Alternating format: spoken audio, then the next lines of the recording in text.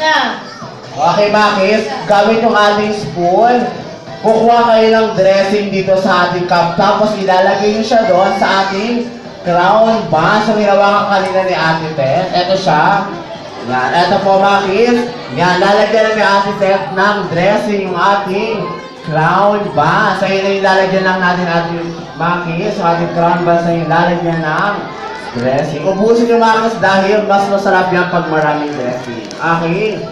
So, tingnan natin yung ating Makis. Okay, lahat ay magaling naman ating Makis. Ang bibilis matuto.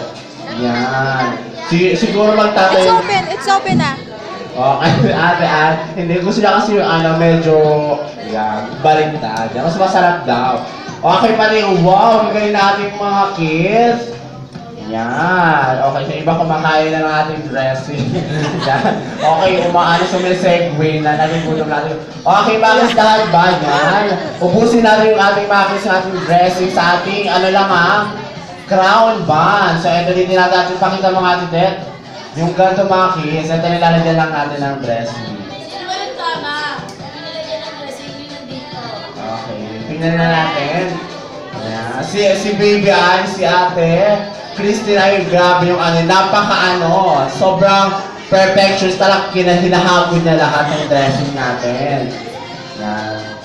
Ito din kay wow, kay Ate LG naman parang ang sarap yung gawa ni Ate LG, di ba? Kay Chloe yan, leave mo kay Chloe. Yan. Kaya din masarap kay Ate. Kay Ate Angel din masarap kasi yung dalawang buns nilagyan niya din, di ba? Nilagyan niya lahat kaya masarap din. Tingnan natin. Okay, Makis, ready na ba? Tapos na ba ating crown basta yan ng dressing? Yan. Okay, syempre, after nyan, next step na tayo habang ginagawa niyan. Wow! Yung ating Makis, 7. Taas yung kamay tapos na maglagay ng dress sa kanyang crown bun. Dalawa.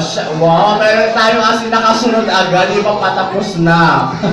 Okay, sino pa taas yung kamay tapos na maglagay ng ng dress sa kanyang crown bun? Wow! Sila 1, 2, 3, 4, 5. Okay, sino pa tapos na?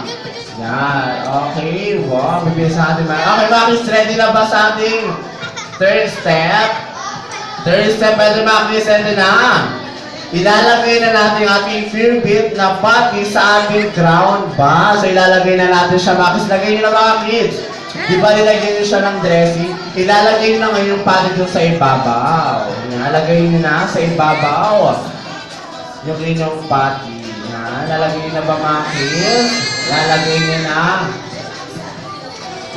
Okay, syempre, ang pinakalas, di ba meron tayong buns para natitira bukod yung sa crown bun? Ngayon, ipapatong na natin siya ulit parang sandwich. Yan, lalagay na ni Ate Tet. So yan. Yan ang ating finished product na regular. Yan. Okay, Makis, palakpakan nyo mga sarili ng mga kids. Patingin nga. Wow, di ba magaling ng ating Makis dahil nakagawa sila ng regular niya. Yes, si ate pinapasarap niya pa talaga yung kanyang burger. Di ba siya tapos? Okay, pati nga Makis sa inyong mga burger. Wow, magaling ng ating Makis. Taas yung kamay lahat na nakatapos na taas yung kamay. Wow, napagaling natin. Okay, isang malakas palakpakan naman dyan. Okay.